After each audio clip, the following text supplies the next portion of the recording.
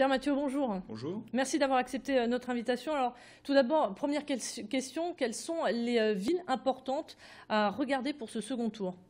Si on regarde donc toute la communauté urbaine, je pense qu'il y a 6 endroits où il va falloir être un petit peu attentif, pour des raisons diverses d'ailleurs. Tourcoing, Roubaix, Ouascal, Lambersart, Halluin et Los, probablement, où les choses peuvent un petit peu basculer, où le score va être intéressant, où voilà, il faut avoir un petit regard. Alors vous avez suivi comme nous le premier tour, et on a tous été marqués par la montée du Front National et le recul du PS. Est-ce que sur la métropole lilloise, qui est une terre de gauche, on aurait pu s'attendre à un tel scénario?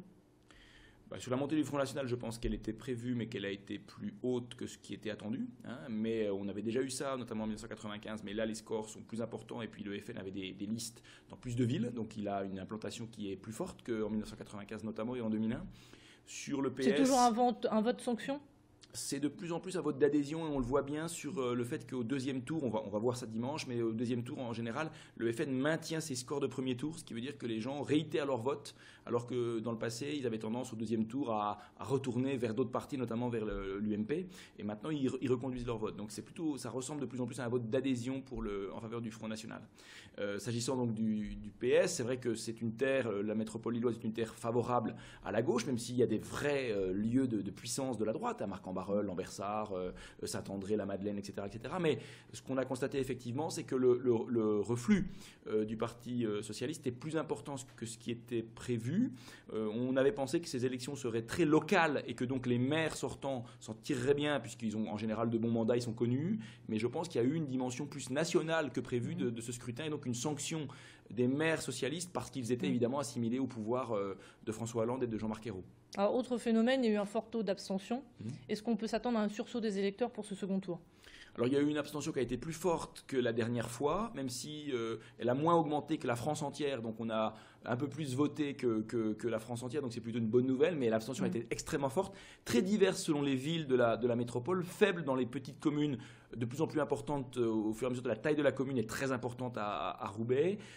Et on sait analyser ça ou pas? On l'analyse par deux choses très vite. D'un côté, un éloignement de la politique pour une partie des citoyens parce qu'ils sont dans de telles difficultés qu'ils ne croient plus du tout en la capacité de la politique à apporter des réponses à leurs problèmes. Première explication. Deuxième explication, une abstention, notamment de gauche, d'électeurs qui n'avaient pas envie d'aller voter pour leur candidat habituel parce qu'ils voulaient sanctionner le pouvoir national. Alors pour le deuxième tour, je dirais que ça va dépendre un petit peu des enjeux locaux. C'est-à-dire qu'on peut penser que dans certaines villes où finalement les électeurs vont penser que c'est joué, peut-être qu'ils vont moins se mobiliser.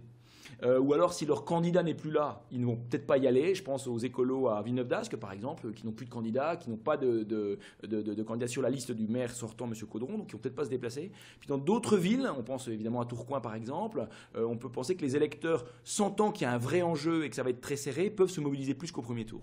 Selon vous, est-ce que Martine Aubry va retrouver son siège de maire à Lille? Est-ce qu'elle va rester à la tête de la communauté urbaine? Alors, je pense que la première partie de la question, je pense que la question ne se pose pas. Martine Aubry sera probablement réélue maire de Lille. La question, c'est l'ampleur de son score. Est-ce qu'elle va dépasser 50% par rapport à son score, notamment aussi de 2008, 66%. Donc, quel score elle va faire? Parce que c'est un enjeu, et je fais le lien avec la deuxième partie de la question, c'est un enjeu par rapport à la communauté urbaine, parce que vous le savez sans doute, le score qu'on réalise au deuxième tour des élections, c'est aussi un élément de répartition des conseillers communautaires. Or, on sait que la ville de Lille... C'est une nouveauté aussi pour cette année. Voilà, et les conseillers communautaires, Lille, c'est quand même la ville qui en apporte le plus. Donc je pense que le suspense pour Martine Aubry, ce n'est pas la ville de Lille, c'est la communauté urbaine. Donc ça ne dépend pas de Lille et que de Lille, ça dépend aussi de ce qui va se passer à Tourcoing, à Roubaix, à Halluin et dans d'autres villes de l'agglomération. Le fait qu'elle ne veuille pas faire de débat avec Jean-René Lecerf, c'est une stratégie?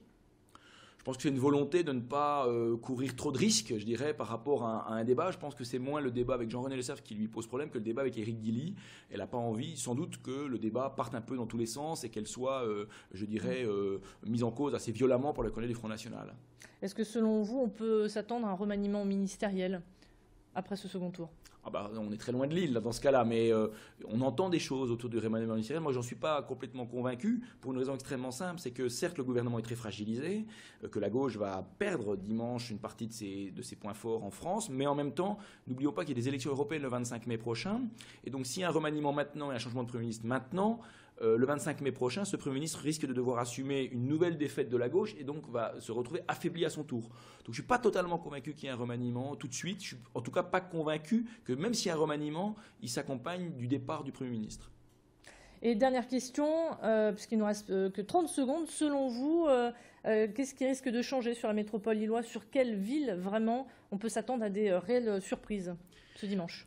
Alors, surprise, je ne sais pas si c'est des surprises, mais je pense qu'il y aura quelque chose du côté de Halluin probablement. Je pense que Tourcoing, Roubaix ou ailleurs, ça va être assez serré. Ce n'est pas nécessairement un changement de majorité. Je pense aussi que ça va s'accompagner d'une transformation des élites locales un petit peu, avec des gens qui montent, d'autres qui sont mis en difficulté. Mais je pense que surtout le changement, ça va être pour le 18 avril, l'élection du président de la communauté urbaine, parce que je pense que les forces vont se répartir.